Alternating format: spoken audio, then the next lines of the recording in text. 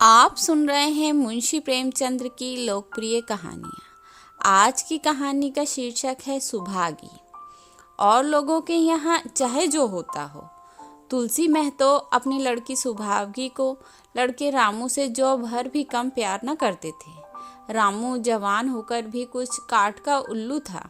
सुभागी 11 साल की बालिका होकर भी घर के काम में इतनी चतुर और खेतीबाड़ी के काम में इतनी निपुण थी कि उसकी माँ लक्ष्मी दिल में डरती रहती थी कि कहीं लड़की पर देवताओं की आंख न पड़ जाए। अच्छे बालकों से भगवान को भी तो प्रेम है। कोई सुभागी का बखान करे इसलिए अनायास ही उसे डांटती रहती थी। बखान से बच्चे बिगड़ जाते हैं। यह भय तो न थी, भय था नजर का। वही सुभागी आज 11 साल की उम्र में विधवा हो गई। घर में कोहराम मचा हुआ था। लक्ष्मी पछाड़ खाती थी, तुलसी सिर पीटते थे। उन्हें देख सुभागी भी रोती थी। बार बार माँ से पूछती, क्यों रोती हो अम्मा? मैं तुम्हें छोड़कर कहीं न जाऊंगी, तुम क्यों रोती हो? उसकी भोली बातें सुनकर माता का दिल और भी फटा जाता था। वह सोचती थी, ईश्वर तुम्हारी यही लीला है, जो खेल खेलते हो वह दूसरों को दुख देकर ऐसे तो पागल करते हैं। आदमी पागलपन करे तो उसे पागल खाने में भेजते हैं, मगर तुम जो पागलपन करते हो उसका कोई दंड नहीं है। ऐसा खेल किस काम का कि दूसरे रोएं और तुम हंसो। तुम्हें लोग दयालु कहते हैं, यही तुम्हारी दया है। और सुभागी क्या सोच रही थी? उसके पास कोठरी भर रुपए होते तो वह उन्हें छिपाकर रख देती। फिर एक दिन चुपके से बाजार चली जाती और अम्मा के लिए अच्छे अच्छे कपड़े लाती। दादा जब बाकी मांगने आते तो चट से रुपए निकाल कर दे देती। अम्मा दादा कितने खुश होते। जब सुभागी जवान हुई तो लोग तुलसी महतो पर दबाव डालने लगे कि लड़की का कहीं घर कर दो। जवान लड़की का यूँ फिरना ठीक नहीं है। जब हमारी बिरादरी में इसकी कोई निंदा नहीं है तो क्यों सोच विचार करते हो? तुलसी ने कहा, भाई मैं तो तैयार हूँ, लेकिन जब सुभागी भी माने, यह तो किसी तरह राजी नहीं होती। हरिहर ने सुभागी को समझाकर कहा, बेटी हम तेरे भले के लिए ही कहते हैं। माँ बाप अब बूढ़े हुए, उनका क्या भरोसा। तुम इस तरह कब तक बैठी रहोगी? सुभागी ने सिर झुकाकर कहा, चाचा मैं तुम्हारी बात समझ रही हूँ, लेकिन मेरा मन घर करने को नहीं कहता। मुझे आराम की चिंता नहीं है। मैं सब कुछ झेलने को तैयार हूँ और जो काम तुम कहो वह सिर आँखों के बल करूँगी, मगर घर बसाने की मुझसे ना कहो। जब मेरी चाल कुचाल देखना तो मेरा सिर काट लेना। अगर सच्चे बाप की बेटी होंगी तो बात की भी पक्की होंगी। फिर लज्जा रखने वाले भगवान हैं, मेरी क्या हस्ती है कि अभी कुछ कहूँ। उजड्ड राम बोला, तुम अगर सोचती हो कि भैया कमाएंगे और मैं बैठी मौज करूँगी तो इस भरोसे ना रहना। यहाँ किसी ने जन्म भर का ठेका नहीं लिया है। रामू की दुल्हन रामू से भी 2 अंगुल ऊंची थी।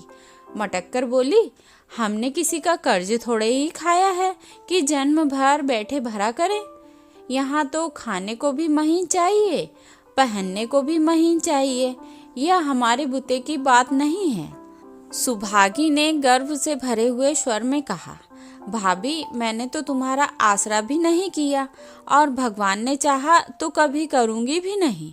तुम अपनी देखो, मेरी चिंता न करो। रामू की दुल्हन को जब मालूम हो गया कि सुभागी घर न करेगी तो और भी उसके सिर हो गई। हमेशा एक न एक खुचड़ लगाए रहती। उसे रुलाने में जैसे उसको मज़ा आता था। वह बेचारी पहर रात से उठकर कूटने पीसने में लग जाती, चौका बर्तन करती, गोबर पाथती, फिर खेत में काम करने चली जाती। दोपहर को आकर जल्दी जल्दी खाना पकाकर सबको खिलाती। रात में कभी माँ के सिर में तेल डालती, कभी उसकी देह दबाती। तुलसी चिलम के भक्त थे, उन्हें बार बार चिलम पिलाती। जहाँ तक बस चलता माँ बाप को कोई काम न करने देती। हाँ, भाई को न रोकती। सोचती यह तो जवान आदमी है, यह ना काम करेंगे तो गृहस्थी कैसे चलेगी। मगर रामू को यह बुरा लगता। अम्मा और दादा को तिनका तक नहीं उठाने देती और मुझे पीसना चाहती है। यहाँ तक कि एक दिन वह जामे से बाहर हो गया। सुभागी से बोला, अगर उन लोगों का बड़ा मोह है तो क्यों नहीं अलग लेकर रहती हो, तब सेवा करो तो मालूम हो कि सेवा कड़वी लगती है कि मीठी। दूसरों के बल पर वाहवाही लेना आसान है, बहादुर वह है जो अपने बल पर काम करे। सुभागी ने तो कुछ जवाब ना दिया, बात बढ़ जाने का भय था। मगर उसके माँ बाप बैठे सुन रहे थे। महतो से न रहा गया, बोले, क्या है रामू, उस गरीबन से क्यों लड़ते हो। रामू पास आकर बोला, तुम बीच में क्यों कूद पड़े, मैं तो उसको कहता था। तुलसी, जब तक मैं जीता हूँ तुम मुझसे कुछ नहीं कह सकते, मेरे पीछे जो चाहे करना, बेचारी का घर में रहना मुश्किल कर दिया है। रामू, आपको बेटी बहुत प्यारी है तो उसे गले बांध कर रखिए, मुझसे तो सहा नहीं जाता। तुलसी, अच्छी बात है, अगर तुम्हारी यही मर्जी है तो यही होगा। मैं कल गांव के आदमियों को बुलाकर बंटवारा कर दूंगा। तुम चाहे छूट जाओ पर सुभागी नहीं छूट सकती। रात को तुलसी लेटे तो वह पुरानी बात याद आई, जब रामू के जन्मोत्सव में उन्होंने रुपए कर्ज लेकर जलसा किया था और सुभागी पैदा हुई तो घर में रुपए रहते हुए भी उन्होंने एक कौड़ी न खर्च की। पुत्र को रत्न समझा था और पुत्री को पूर्व जन्म के पापों का दंड। वह रत्न कितना कठोर निकला और वह दंड कितना मंगलमय। दूसरे दिन महतो ने गांव के आदमियों को जमा करके कहा, पंचों, अब रामू का और मेरा एक में निभा नहीं होता। मैं चाहता हूँ कि तुम लोग इंसाफ से जो कुछ मुझे दे दो वह लेकर अलग हो जाऊं। रात दिन की किचकिच अच्छी नहीं है। गांव के मुख्तार बाबू सज्जन सिंह बड़े सज्जन पुरुष थे। उन्होंने रामू को बुलाकर कहा, क्यों जी, तुम अपने माँ बाप से अलग रहना चाहते हो? तुम्हें शर्म नहीं आती कि औरत के कहने से माँ बाप को अलग किए देते हो? राम राम। रामू ने ढिठाई के साथ कहा, जब एक में न गुजर हो तो अलग हो जाना ही अच्छा है। सज्जन सिंह, तुमको एक में क्या कष्ट होता है? रामू, एक बात हो तो बताऊं। सज्जन सिंह, कुछ तो बताओ। रामू, साहब, एक में मेरा इनके साथ निभाह ना होगा, बस मैं और कुछ नहीं जानता। यह कहता हुआ रामू वहां से चलता बना। तुलसी, देख लिया आप लोगों ने इसका मिजाज। आप चाहे 4 हिस्सों में 3 हिस्से उसे दे दें, पर अब मैं इस दुष्ट के साथ न रहूंगा। भगवान ने बेटी को दुख दे दिया। नहीं, मुझे खेती बाड़ी लेकर क्या करना था, जहाँ रहता वहीं कमाता खाता। भगवान ऐसा बेटा 7वें बैरी को भी ना दे। लड़के से लड़की भली जो कुलवंती होए। सहसा सुभागी आकर बोली, दादा, यह सब बांट बखरा मेरे ही कारण तो हो रहा है, मुझे क्यों नहीं अलग कर देते? मैं मेहनत मजूरी करके अपना पेट पाल लूँगी, अपने से जो कुछ बन पड़ेगा तुम्हारी सेवा करती रहूँगी, पर रहूँगी अलग। यूँ घर का 12 बाँट होना मुझसे नहीं देखा जाता। मैं अपने माथे पर यह कलंक नहीं लेना चाहती। तुलसी ने कहा, बेटी, हम तुझे न छोड़ेंगे, चाहे संसार छूट जाए। रामू का मैं मुंह नहीं देखना चाहता, उसके साथ तो रहना दूर रहा। रामू की दुल्हन बोली, तुम किसी का मुंह नहीं देखना चाहते हो तो हम भी तुम्हारी पूजा करने को व्याकुल नहीं हैं। महतो दांत पीसते हुए उठे कि बहू को मारें, मगर लोगों ने पकड़ लिया। बंटवारा होते ही महतो और लक्ष्मी को मानो पेंशन मिल गई। पहले तो दोनों सारे दिन सुभागी के मना करने पर भी कुछ न कुछ करते ही रहते थे, पर अब उन्हें पूरा विश्राम था। पहले दोनों दूध घी को तरसते थे, अब सुभागी ने कुछ पैसे बचाकर एक भैंस ले ली। बूढ़े आदमियों की जान तो उनका भोजन है, अच्छा भोजन न मिले तो वो किसके आधार पर रहें। चौधरी ने बहुत विरोध किया, कहने लगे, घर का काम यूं ही क्या कम है कि तू नया झंझट पाल रही है। सुभागी उन्हें बहलाने के लिए कहती, दादा, मुझे दूध के बिना खाना ही नहीं अच्छा लगता। लक्ष्मी ने हंसकर कहा, बेटी तू झूठ कब से बोलने लगी? कभी दूध हाथ से तो छूती नहीं, खाने को कौन कहे? सारा दूध हम लोगों के पेट में ठूंस देती है। गांव में जहां देखो सबके मुंह से सुभागी की तारीफ। लड़की नहीं देवी है, 2 मर्दों का काम करती है, उस पर भी माँ बाप की सेवा भी किए जाती है। सज्जन सिंह तो कहते हैं यह उस जन्म की देवी है, मगर शायद महतो को यह सुख बहुत दिन तक भोगना न लिखा था। 7-8 दिन से महतो को जोर का ज्वर चढ़ा हुआ था। देह पर कपड़ों का तार भी नहीं रहने देते। लक्ष्मी पास बैठी रो रही है। सुभागी पानी लिए खड़ी है।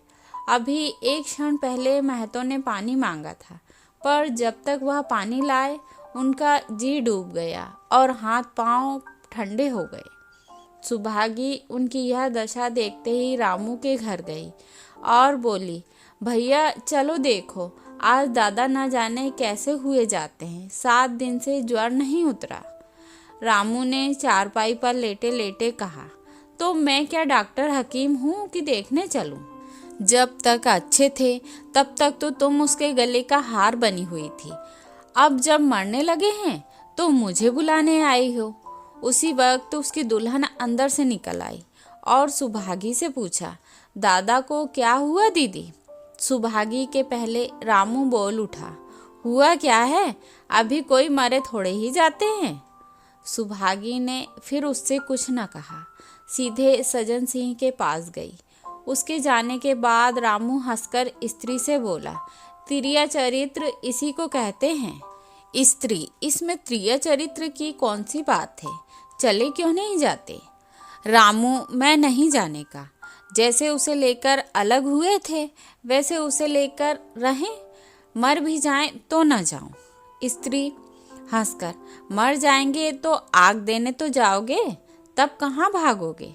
रामू, कभी नहीं, सब कुछ उनकी प्यारी सुभागी कर लेगी। स्त्री, तुम्हारे रहते वह क्यों करने लगी? रामू, जैसे मेरे रहते उसे लेकर अलग हुए, और कैसे? स्त्री, नहीं जी, यह अच्छी बात नहीं है, चलो देख आए, कुछ भी हो बाप ही तो है, फिर गांव में कौन सा मुंह दिखाओगे? रामू, चुप रहो, मुझे उपदेश मत दो। उधर बाबू साहब ने ज्यों ही महतो की हालत का सुना, तुरंत सुभागी के साथ चले आए। यहाँ पहुँचे तो महतो की दशा और भी खराब हो चुकी थी। नाड़ी देखी, बहुत धीमी थी। समझ गए कि जिंदगी के दिन पूरे हो गए। मौत का आतंक छाया हुआ था। सजल नेत्र होकर बोले, महतो भाई कैसा जी है? महतो जैसे नींद से जागकर बोले, बहुत अच्छा है भैया, अब तो चलने की बेला है। सुभागी के पिता अब तुम ही हो, उसे तुम्ही को सौंपे जाता हूँ। सज्जन सिंह रोते हुए बोले, भैया महतो घबराओ मत, भगवान ने चाहा तो तुम अच्छे हो जाओगे। सुभागी को तो मैंने हमेशा अपनी बेटी समझा है और जब तक जीऊँगा ऐसा ही समझता रहूँगा। तुम निश्चिंत रहो, मेरे होते सुभागी या लक्ष्मी को कोई तिरछी आँख से न देखेगा, और इच्छा हो तो वह भी कह दो। महतो ने विनीत नेत्रों से देखकर कहा, और कुछ नहीं कहूँगा भैया, भगवान तुम्हें सदा सुखी रखे। सज्जन सिंह, रामू को बुलाकर लाता हूँ, उससे जो भूल चूक हुई हो क्षमा कर दो। महतो, नहीं भैया, उस पापी हत्यारे का मुंह मैं नहीं देखना चाहता। इसके बाद गोदान की तैयारियां होने लगी। रामू को गांव भर ने समझाया, पर वह अंत्येष्टि करने पर राजी न हुआ। कहा, जिस पिता ने मरते समय भी मेरा मुंह देखना स्वीकार न किया, न वह मेरा पिता न मैं उसका पुत्र। लक्ष्मी ने दाह क्रिया की। इन थोड़े से दिनों में सुभागी ने न जाने कैसे रुपए जमा कर लिए थे कि जब 13वीं का सामान आने लगा तो गांव वालों की आंखें खुल गईं। बर्तन, कपड़े, घी, शक्कर, सभी सामान इफरात से जमा हो गए। रामू देख देख कर जलता था और सुभागी उसे जलाने के लिए सबको यह सामान दिखाती थी। लक्ष्मी ने कहा, बेटी, घर देखकर खर्च करो। आप कोई कमाने वाला नहीं बैठा है। आप ही कुआं खोदना है और पानी पीना है। सुभागी बोली, बाबूजी का काम तो धूमधाम से ही होगा अम्मा, चाहे घर रहे या जाए। बाबूजी फिर थोड़े ही आएंगे। मैं भैया को दिखा देना चाहती हूँ कि अबला क्या कर सकती है। वह समझते होंगे इन दोनों के किए कुछ ना होगा। उनका घमंड तोड़ दूंगी। लक्ष्मी चुप हो गई। 13वीं के दिन 8 गांव के ब्राह्मणों का भोज हुआ। चारों तरफ वाह वाह मच गई। पिछले पहर का समय था। लोग भोजन करके चले गए थे। लक्ष्मी थककर सो गई थी। केवल सुभागी बची हुई चीजें उठा उठा कर रख रही थी। ठाकुर सज्जन सिंह ने आकर कहा, अब तुम भी आराम करो बेटी, सवेरे यह सब ठीक कर लेना। सुभागी ने कहा, अभी थकी नहीं हूँ दादा। आपने जोड़ लिया, कुल कितने रुपए उठे? सज्जन सिंह, यह पूछकर क्या करोगी बेटी? कुछ नहीं, यूं ही पूछती थी। कोई 300 रुपए उठे होंगे। सुभागी ने सकचाते हुए कहा, मैं उन रुपयों की देनदार हूँ। तुमसे तो मैं मांगता नहीं। मैं तो मेरे मित्र और भाई थे, उनके साथ कुछ मेरा भी तो धर्म है। आपकी यही दया क्या कम है कि आपने मेरे ऊपर इतना विश्वास किया। मुझे कौन 300 रुपए दे देता? सज्जन सिंह सोचने लगा, इस अबला की धर्म बुद्धि का कहीं वार पार भी है या नहीं। लक्ष्मी उन स्त्रियों में थी जिनके लिए पति वियोग जीवन स्रोत का बंद हो जाना है।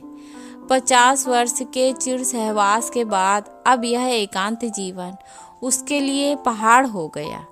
उसे अब ज्ञात हुआ कि मेरी बुद्धि, मेरा बल, मेरी स्मृति, मानो सबसे मैं वंचित हो गई। उसने कितनी बार ईश्वर से विनती की थी, मुझे स्वामी के सामने उठा लेना, मगर उसने यह विनती स्वीकार न की। मौत पर अपना काबू नहीं तो जीवन पर भी काबू नहीं है। वह लक्ष्मी जो गांव में अपनी बुद्धि के लिए मशहूर थी, जो दूसरों को सीख दिया करती थी, अब वह बौरी हो गई है। सीधी सी बात करते नहीं बनती। लक्ष्मी का दाना पानी उसी दिन से छूट गया। सुभागी के आग्रह पर चौके में जाती, मगर कौर कंठ से नीचे न उतरता। 50 वर्ष हुए, एक दिन भी ऐसा न हुआ कि पति के बिना खाए उसने खुद खाया हो। अब उस नियम को कैसे तोड़े? आखिर उसे खांसी आने लगी। दुर्बलता ने जल्द ही खाट पर डाल दिया। सुभागी अब क्या करे? ठाकुर साहब के रुपए चुकाने के लिए दिलो जान से काम करने की जरूरत थी। यहाँ माँ बीमार पड़ गई। अब अगर बाहर जाए तो माँ अकेली रहती है। उसके पास बैठे तो बाहर का काम कौन करे? माँ की दशा देखकर सुभागी समझ गई कि इनका परवाना भी आ पहुँचा। महतो को भी तो यही ज्वर था। गांव में और किसे फुर्सत थी कि दौड़ धूप करता। सज्जन सिंह दोनों वक्त आते, लक्ष्मी को देखते, दवा पिलाते, सुभागी को समझाते और चले जाते, मगर लक्ष्मी की दशा बिगड़ती जाती थी। यहाँ तक कि 15वें दिन वह भी संसार से सिधार गई। अंतिम समय रामू आया और उसके पैर छूना चाहता था, पर लक्ष्मी ने उसे ऐसी झिड़की दी कि वह उसके समीप न जा सका। सुभागी को उसने आशीर्वाद दिया, तुम्हारी जैसी बेटी पाकर तर गई। मेरा क्रियाकर्म तुम ही करना। मेरी भगवान से यही अर्जी है कि उस जन्म में भी तुम मेरी कोख पवित्र करो। माता के देहांत के बाद सुभागी के जीवन का केवल एक लक्ष्य रह गया, सज्जन सिंह के रुपए चुकाना। 300 रुपए पिता के क्रियाकर्म में लगे थे, लगभग 200 रुपए माता के काम में लगे, 500 रुपए का ऋण था और उसकी जान, मगर वह हिम्मत न हारती थी। 3 साल तक सुभागी ने रात को रात और दिन को दिन न समझा। उसकी कार्य शक्ति और पौरुष देखकर लोग दांतों तले उंगली दबाते थे। दिन भर खेती बाड़ी का काम करने के बाद वह रात को 4-4 पसेरी आटा पीस डालती। 30वें दिन 15 रुपए लेकर वह सज्जन सिंह के पास पहुंच जाती। इनमें कभी नागा न पड़ता। यह मानो प्रकृति का अटल नियम था। अब चारों ओर से सगाई के पैगाम आने लगे। सभी उसके लिए मुंह फैलाए हुए थे। जिसके घर सुभागी जाएगी उसके भाग्य फिर जाएंगे। सुभागी यही जवाब देती, अभी वह दिन नहीं आया। जिस दिन सुभागी ने आखिरी किस्त चुकाई उस दिन उसकी खुशी का ठिकाना ना था। आज उसके जीवन का कठोर व्रत पूरा हो गया। वह चलने लगी तो सज्जन सिंह ने कहा, बेटी तुमसे मेरी एक प्रार्थना है। कहो। कहूँ? कहो ना कहूँ, मगर वचन दो कि मानोगी। सुभागी ने कृतज्ञ भाव से देखकर कहा, दादा आपकी बात ना मानूंगी तो किसकी बात मानूंगी। मेरा रोया रोया आपका गुलाम है। सज्जन सिंह, अगर तुम्हारे मन में यह भाव है तो मैं ना कहूँगा। अब तक तुमसे इसलिए नहीं कहा कि तुम अपने को देनदार समझ रही थी। अब रुपए चुक गए। मेरा तुम्हारे ऊपर कोई एहसान नहीं, रत्ती भर भी नहीं। बोलो कहूँ? सुभागी आपकी जो आज्ञा हो। सज्जन सिंह, देखो इनकार न करना, नहीं मैं फिर तुम्हें अपना मुंह न दिखाऊंगा। सुभागी, क्या आज्ञा है? सज्जन सिंह, मेरी इच्छा है कि तुम मेरी बहू बनकर मेरे घर को पवित्र करो। मैं जात पात का कायल हूँ, मगर तुमने मेरे सारे बंधन तोड़ दिए। मेरा लड़का तुम्हारे नाम का पुजारी है, तुमने उसे बौरा दिया है। बोलो मंजूर करती हो? सुभागी, दादा इतना सम्मान पाकर पागल हो जाऊंगी। सज्जन सिंह, तुम्हारा सम्मान भगवान कर रहे हैं। तुम साक्षात भगवती का अवतार हो। सुभागी, मैं तो आपको अपना पिता समझती हूँ। आप जो कुछ करेंगे मेरे भले के लिए करेंगे। आपके हुक्म को कैसे इनकार कर सकती हूँ। सज्जन सिंह ने उसके माथे पर हाथ रखकर कहा, बेटी तुम्हारा सुहाग अमर हो। तुमने मेरी बात रख ली। मुझसा भाग्यशाली संसार में और कौन होगा। तो यह थी कहानी सुभागी। आशा करती हूँ कि आपको पसंद आएगी।